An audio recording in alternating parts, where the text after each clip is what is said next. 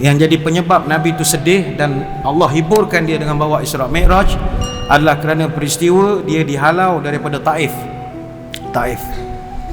Taif ini satu kawasan perkampungan yang hari ini kedudukannya kurang lebih 111 km daripada kota Mekah. Kalau drive sekarang lebih kurang dalam sejam suku boleh sampai.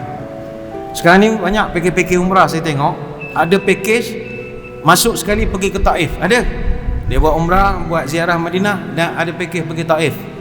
Saya tanya juga beberapa jemaah yang pernah pergi Taif, kamu pergi Taif apa program? Tak ada apa ustaz, main kereta kabel. La ilaha.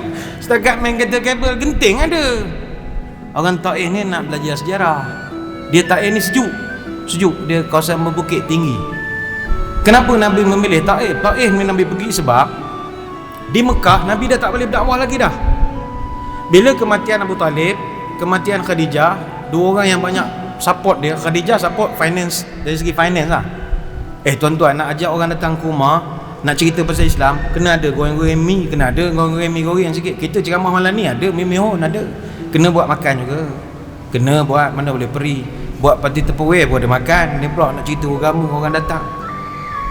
Yang support dia masa tu Khadijah lah. Jadi Khadijah supporter dah tak ada. Abu Talib pula dia tikung kia, pek sial loh hayo, dia jaga kawasannya. Siapa mau kacau sama Nabi? Dia pok saudara ada. Sekarang tikung kia sudah tak ada. Abu Lahab, semua geng-geng Abu Jahal semua ni, anytime je. Dulu kau ada Abu Talib, sekarang macam mana? Jadi Nabi kena fikir satu strategi keluar. Nabi bawa Zaid bin Harithah radhiyallahu anhu pergi ke Taif. Kenapa Nabi pilih Taif? Sebab pertama Taif ini kampung moyang dia, mana bukanlah tempat asing. Dia macam mana kampung moyang dia? Nabi ni nama Muhammad bin Abdullah bin Abdul Muttalib bin Hashim bin Manab. Hashim bin Manab moyang Nabi. Isterinya nama Atikah. Atikah tu orang Taif. Jadi kampung moyang dia lah, bukan kampung orang lain. Dan menantu Nabi Osman bin Affan radhiyallahu anhu orang Taif juga. Jadi tempat tu bukan asing bagi dia lah, selalu pergi. Macam kita yang Shah Alam ni mungkin macam tuan-tuan selalu pergilah, pergi ke Seremban, pergi ke Nilai, benda bukan asing. Kalau pergi Sariki itu jangan-jangan.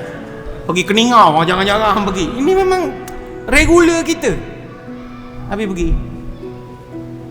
Tapi Nabi tak sangka lah dia dihina sebegitu hina. Sebab itu Aisyah radhiyallahu anha dia pernah tanya Nabi pengalaman. Ya Rasul, hal ata alaika yaumun kana ashadda alaika min yaumin Uhudin. Ya Rasul, selain dari perang Uhud, apakah peristiwa yang paling kau takkan lupakan seumur hidup? Dan cerita tu lebih teruk daripada perang Uhud. Aisyah tanya kepada Nabi. Kita yang belajar sejarah, kita tahu perang Uhud ni antara coretan hitam lah dalam sejarah Nabi. Kerana julung-julung kali tentera Islam terpukul dengan tentera-tentera musyrik, dek kerana ketidakpatuhan kepada arahan sedia ada. Dalam perang Uhud yang berlaku pada tahun 3 Hijrah bulan Syawal lepas raya, disebabkan kegagalan mematuhi perancangan yang telah ditetapkan. Kita tahu Bukit Uhud, tentera-tentera yang jaga pemanah, history itu kita tahu. 70 orang sahabat Nabi terbunuh. Sahabat kesayangan Nabi terbunuh. Pak saudara dia yang disayangi pun terbunuh. Dan Nabi julung-julung kali mengalami cedera yang agak mengerikan. Nabi dipakai topi besi. Kemudian disebabkan kawalan rapat, Nabi ada 10 bodyguard yang jaga dia masa kelang kabut itu. Tapi sebab bodyguard pun dah dipecah-pecahkan, jadi Nabi tak ada orang jaga dia. Datang satu orang musyrik nama Utbah bin Abi Waqqas. Dia bawa satu seketul batu bata apa tak tahu lah. Dia hentak muka Nabi pakai batu bata. Pam! Pecah topi besi. Besi itu tembus dekat pipi, gigi Nabi patah. Wa kusirat raba'iyatuhu yawma idzin wa juriha wajhuhu wa kusirat baydatu ala ra'sihi. Gigi kacip Nabi tercabut, topi besi pecah, muka Nabi berdarah-darah. Sampai Fatimah anak baginda yang mulia kelang kabut. Masa tu ambulan entah mana-mana pokok kesihatan tah mana-mana, dah kelang kabut dah masa tu. Ustaz kagat tah mana apa, tah mana-mana dah masa tu kelang kabut. Fatimah mengambil inisiatif, wa akhazat qit'atan min hasirin fahtaraqatha wa alsaqatha fastamsaka damu. Fatimah dia ambil tika yang tempat orang berehat tu, dia bakar sikit, getahnya dia ambil, dia tampal pada luka Nabi untuk nak stop bleeding. Kalau tak Nabi akan mati berdarah begitu saja. Hadis riwayat Imam Bukhari. Begitu ngeri sekali. Tetapi kata Nabi, walaupun peristiwa Uhud itu adalah peristiwa yang begitu teruk, tetapi laqad laqitu min qaumiki ma laqitu wa kana ashadda ma laqitu minhum yaumal aqabah. Kata Nabi, walaupun Uhud tu dah teruk, tapi yang paling teruk sekali yang aku menderita paling berat adalah ketika aku di Taif. Terkejut Aisyah. Taif? Apa pula Taif pula? Berapa orang mati di Taif? Tak ada orang mati pun. Masa Uhud 70 mati. Habis Taif tak ada orang mati, pasal sedih pula. Luka tak? Luka. Memang Nabi luka. Nabi punya luka, orang baling dengan batu, daripada kepala darah mengalir sampai ke buku lali. Menangis, dia mengalir darah. Tapi kata Nabi, ana mahmumun ala wajhi. Tapi hari tu aku yang paling sedih sekali. Falam ashtafiq illa wa ana biqarni sa'alib. Aku punyalah sedih. Aku berjalan dengan Zaid bin Harithah, aku langkah kaki aku ni, aku layan je, aku tak tahu aku pergi mana.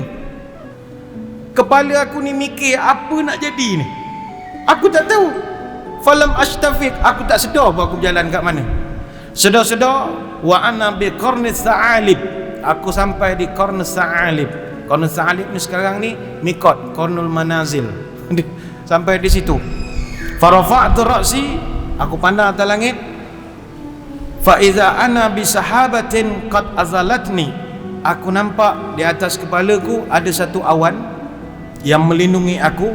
Fa nazartu fa iza fiha Jibril, rupanya dekat awan tu ada Jibril. Jibril dia jadi awan pula dah hari tu. Biasa dia jadi orang, jadi apa, jadi awan. Fanadani faqala innallaha qad sami'a qawla qaumika laka wa ma raddu alayka. Jibril pun kata, ya Rasul, sesungguhnya Allah mendengar semua caci maki daripada orang Taif. Dia kutuk tuan macam-macam. Depan kata okey, belakang dibantai, diupahnya orang, suruh baling kita macam-macam. Jadi waqad ba'asa ilaika malakal jibal lita'muruhu bima syi'ta fihim. Maka Allah mengizinkan supaya diutuskan satu malakil jibal, malaikat gunung. Over gunung ada malaikat. Ada tuan-tuan yang hobi panjat gunung, jangan bergalak-galak kat atas gunung tu, kan tak jumpa jalan turun. Ada malaikat gunung ni, ada malaikat menjaga gunung. Lita'muru bima syi'ta fihim. Malaikat ini Allah izinkan untuk menyampaikan apa saja hajat tuan. Maka fanadani malakul jibalu fasallimu alayya thumma qala ya Muhammad in syi'ta an utbiqa alaihim akhshabaini. Datang malaikat bukit, malaikat gunung ni, kata, ya Rasulullah, patut ditetapkan oleh Allah Ta'ala untuk memenuhi segala permintaan tuan. Kalau tuan nak, saya boleh timpakan alaihim akhshabaini, saya boleh pikul dua gunung, timpakan ke atas puak-puak Taif. Al-akhshabain, dia guna istilah akhshabain, dua gunung. Kata ulama, akhshabain ni dua gunung atau bukit yang ada di Mekah. Pertama sekali Bukit Kobeh, Jabal Kobes. Orang Melayu dia kenal Jabal Kobeh ni, sebab kalau wali-wali Melayu dia mensuarat kat Jabal Kobeh.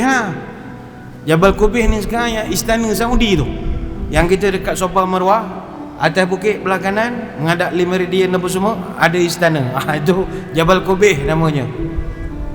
Malaikat kata, aku boleh angkut Jabal Kobeh, aku empap kata Taif. Satu lagi Gunung Qu'aqi'ain, dia dekat dengan Marwah, Safa Marwah tu bukit. Aku boleh pikul, aku campak. Sekarang bukit Mekah dah tak ada dah. Belah-belah Hilton baru, belah apa mana ada bukit dah. Jabal Omar rata sekarang, tak ada. Bukit Safa Marwah tu pun dah tak rupa bukit, macam museum sekarang ni. Dia buat cermin lambai begitulah. Dulu boleh lagi duduk atas tu mengarang syair apa semua. Sekarang tak boleh dah. Siap baca Quran duduk atas bukit dulu, duduk baca Quran. Sekarang tak boleh dah. Dia dah tutup sebab ramai orang buat kerja tak senonoh. Ambil batu bawa balik, bawa batu cincin lah, macam-macam, menangis atas batu, dia tutup ni.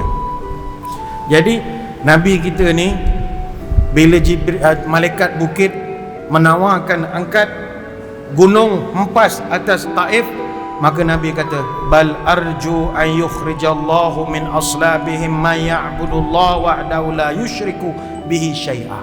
Tak payah, kata Nabi. Saya berdoa kepada Allah, semoga Allah melahirkan daripada zuriat keturunan mereka anak-anak yang akhirnya beribadah juga kepada Allah dan tidak mensyirikkan dengan segala sesuatu pun. Hadis Bukhari Muslim.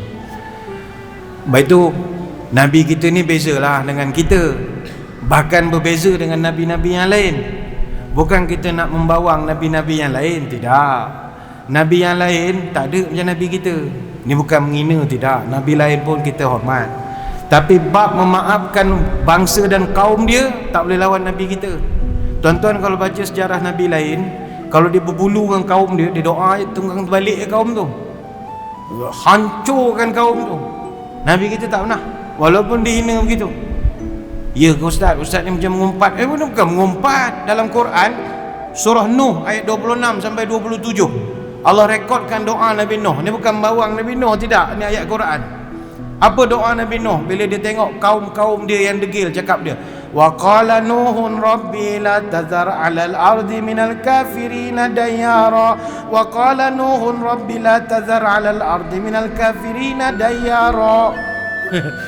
Nabi Nuh dia berdoa pada Tuhan, Tuhan, jangan engkau biarkan seorang pun antara orang yang kafir itu tinggal di atas muka bumi. Kalau engkau tinggalkan mereka hidup, nescaya mereka akan sesatkan orang lain, dan mereka akan beranakkan pula anak-anak yang akan buat maksiat pula kepada engkau. Kau matikanlah semua mereka, ya Allah.